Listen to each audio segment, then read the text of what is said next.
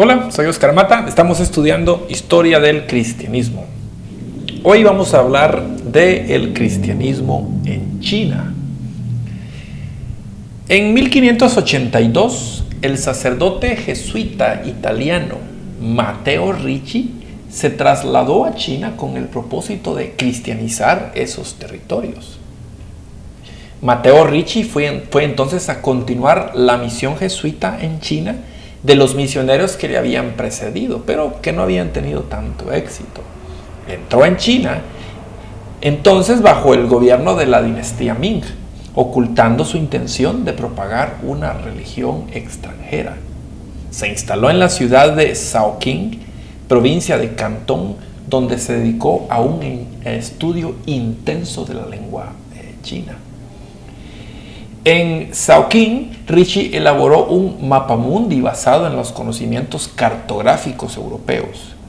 Este mapa fue la primera obra cartográfica en China, que incluía territorios de Europa, África y América. En 1589 se instaló en Chaozhou, también en Cantón. Ahí enseñó matemática a intelectuales chinos. Su conocimiento de la ciencia europea le dio gran fama en aquella zona. Su actividad misionera comenzó a tener éxito, pero ese éxito se obtuvo gracias a que él empezó a servir de distintas maneras a la comunidad china o a las comunidades donde él evangelizó. Quiere decir que fue la actividad de servicio la que más impactó a aquellas comunidades.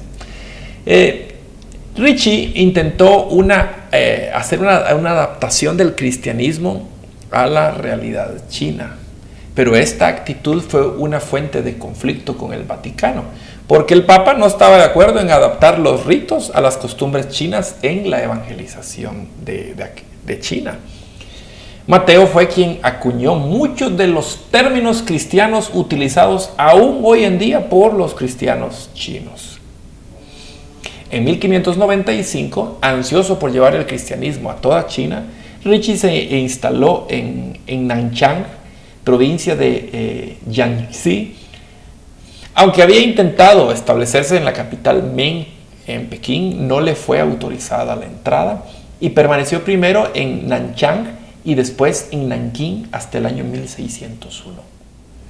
Fue en ese año, en el año 1601, cuando el emperador Wang Li, habiendo oído de las historias sobre el sabio europeo, le convocó a la corte imperial.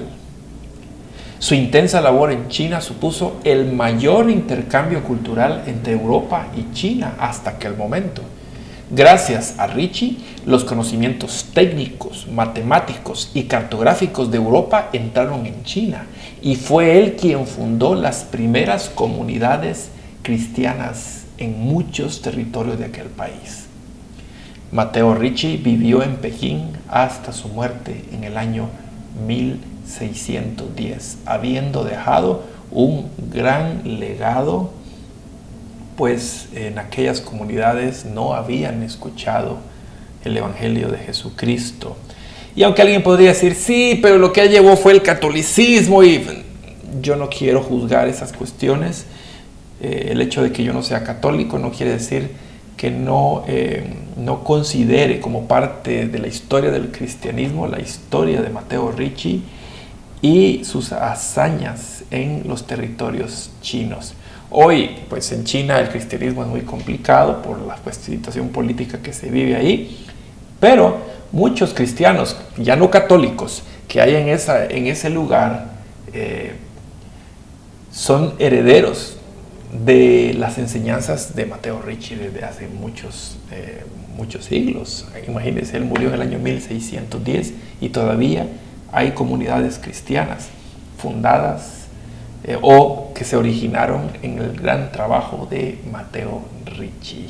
En nuestra próxima clase vamos a hablar de la doctrina arminiana. Es interesante, para que usted empiece a ver las corrientes con respecto a la salvación. Ya vimos la postura calvinista en uno de los videos anteriores. Si usted no lo ha visto, le invito a que lo busque. Y pues bueno, la próxima clase será acerca de la doctrina arminiana.